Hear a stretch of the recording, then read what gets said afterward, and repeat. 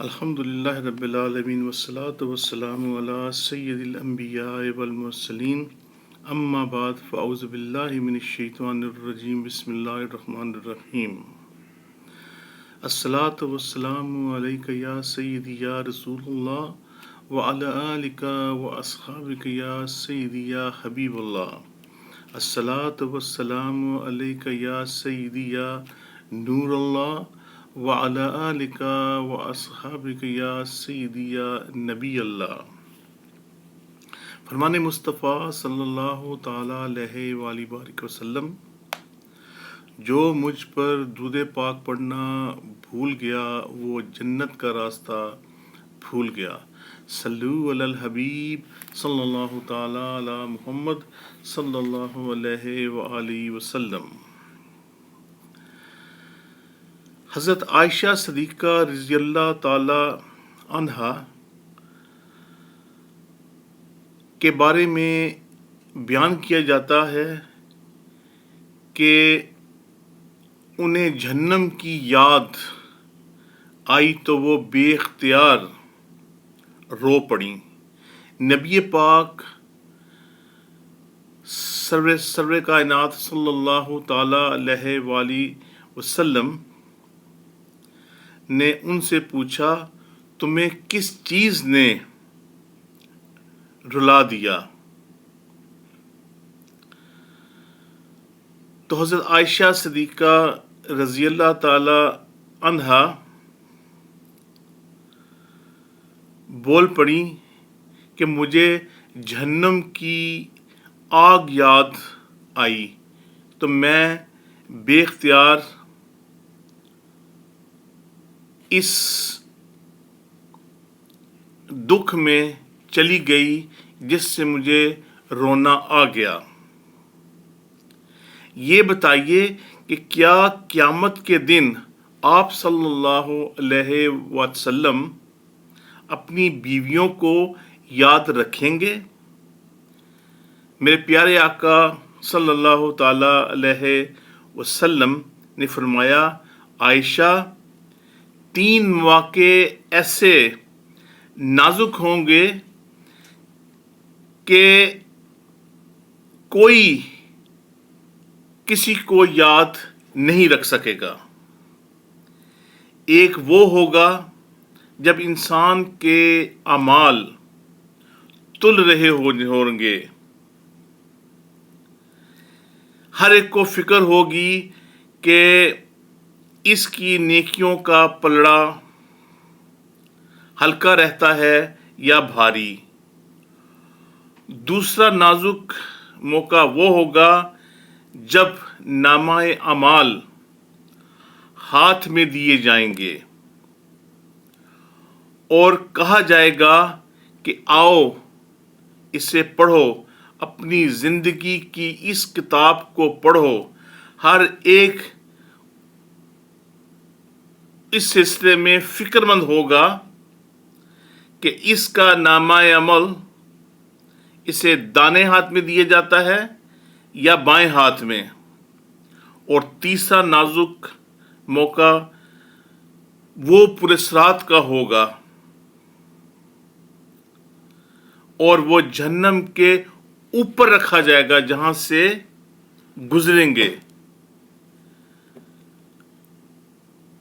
تو عائشہ، یہ 3 مواقع بہت نازک ہوں گے۔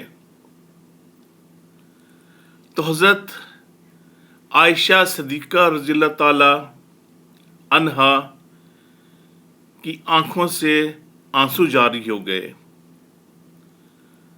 تو پھر آپ نے فرمایا، یا رسول اللہ صلی اللہ علیہ وسلم، کیا آپ ہماری وہاں مدد فرمائیں گے؟ نبی پاک صلی اللہ تعالی علیہ وسلم نے فرمایا، آدمی اس دنیا میں جو کچھ کر رہا ہے اللہ کے یہاں وہاں وہ محفوظ ہو رہا ہے، اور ایک دن آدمی کا سارا کیا دھرنا اس کے سامنے آ جائے گا۔ اللہ ان اعمال کی جانچ کرے گا اور ہر ایک کو اس کے اعمال کے مطابق ٹھیک ٹھیک بدلہ دیا جائے گا۔ اعمال کی جانچ اور تول کی کیفیت کیا ہوگی، اس کو ہم نہ سمجھ سکتے ہیں اور نہ اس کو جاننے کی کوشش کا کوئی فائدہ ہے۔ فکر اس بات کی ہوگی کہ اگر کوئی اس دن جب اعمال تل رہے ہوں گے اور سب کو اپنی اپنی پڑی ہوگی، اس وقت ہماری نیکیوں کا پلڑا بھاری ہو اور اللہ ہم پر مہربان ہو۔ عیش اور راحت کی زندگی انہی کے لیے ہوگی جن کی نیکیوں کا پلڑا بھاری ہوگا۔ اللہ رب العزت ارشاد فرماتا ہے، جس کی نیکیوں کا پلڑا بھاری ہوگا وہ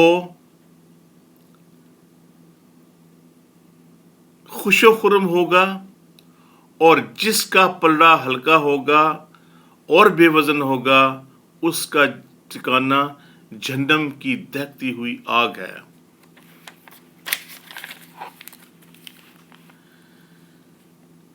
قیامت کے روز دوسرا انتہائی موقع وہ ہوگا جب نامہ اعمال ہاتھ میں دیا جائے گا۔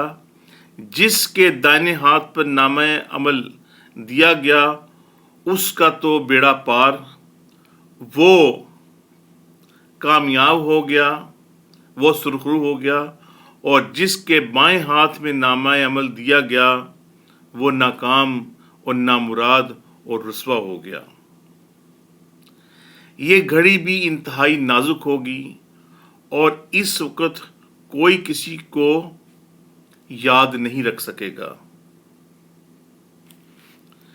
اور تیسرا نازک موقع وہ ہوگا جب پل صراط سے گزرنا ہوگا اور پل صراط جہنم کے اوپر ہوگی۔ اس وقت بھی ہر کوئی اپنی ہی فکر میں ڈوبا ہوا ہوگا۔ جو دنیا کی زندگی میں ان تینوں مواقع کو یاد رکھے اور غفلت اور لاپرواہی کی زندگی نہ گزارے، ان تینوں نازک گھڑیوں کی خبر نبی پاک نور مجسم سرور کائنات صلی اللہ تعالی علیہ وسلم نے ہمیں دی۔ اس خبر میں ذرا بھی تردد ہے تو اپنے ایمان کی فکر کیجئے۔ میرے میٹھے میٹھے پیارے پیارے اسلامی بھائیوں، ہمیں زندگی جو ہمیں اس وقت ملی ہے وہ صرف چند دنوں کی ہے، چند لمحوں کی ہے۔ ہمیں نہیں معلوم کہ کب ہم اس دنیا سے چلے جائیں۔ اس وقت اگر ہم اس گھمنڈ میں گھوم رہے ہیں کہ یہی ہمارا آخری ٹھکانہ ہے تو نہیں، ہمیں اپنے آخری ٹھکانے کے لیے کچھ کرنا ہے۔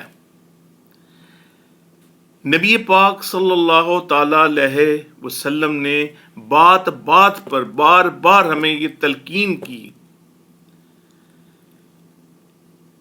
کہ اپنی آخرت کی فکر کرو۔ اللہ رب العزت ہماری مدد کو آئیں گے، بالکل آئیں گے۔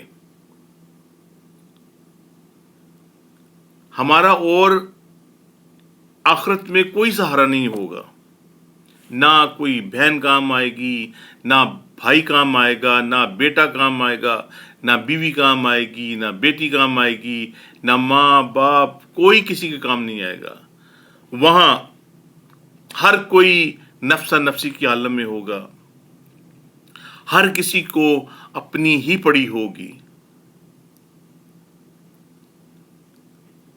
ایک ہمارے آقا صلی اللہ تعالی علیہ وسلم وہی ہوں گے جو اپنی امت کے لیے اس وقت بھی دعائیں کر رہے ہوں گے، اس وقت بھی اپنی امت کے بارے میں سوچ رہے ہوں گے۔ تو خدارا اپنے آپ کو تباہی کی طرف مت لے کے جائیں، اللہ اور اللہ کے نبی صلی اللہ تعالی وسلم کے فرمان کو یاد کریں، آپ صلی اللہ تعالی وسلم کے بتائے ہوئے راستے پر عمل پیرا ہوں، نبی پاک صلی اللہ تعالی وسلم کی سنتوں کو اپنائیں، قدم قدم پر ہمیں ان کی ضرورت پڑے گی، دوسروں کا خیال رکھیں، چھوٹوں سے محبت سے پیش آئیں، کسی کے ساتھ زیادتی مت کریں۔ اگر آپ کو کوئی تکلیف دیتا ہے تو اللہ کی واسطے، اللہ کے لیے اس کو بھول جائیں،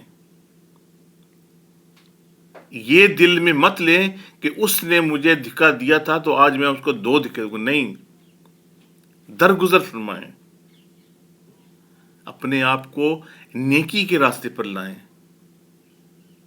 اس وقت دنیا کس دھانے پر کھڑی ہوئی ہے، نہ جانے کیا ہو جائے، کس وقت کیا ہو جائے۔ اللہ رب العزت سے دعا کریں، گڑ گڑائیں، راتوں کو اٹھ کے سجدہ ریز ہوں، اللہ رب العزت کے آگے دعا مانگیں کہ اللہ رب العزت ہمیں اس وقت جو وبا پھیلی ہوئی ہے اس سے خلاصی دے، اللہ رب العزت ہمیں ہماری دعاؤں کو قبول و منظور فرمائے اور آپس میں سلوک اتفاق پیدا فرمائے اور نیک کام کرنے کی توفیق عطا فرمائے اور نیک راستے کی چلنے کے مسافر بن جائیں۔ اللہ رب العزت ہمیں سن کر عمل کی توفیق عطا فرمائے۔ وآخر دعوانا ان الحمد للہ رب العالمین۔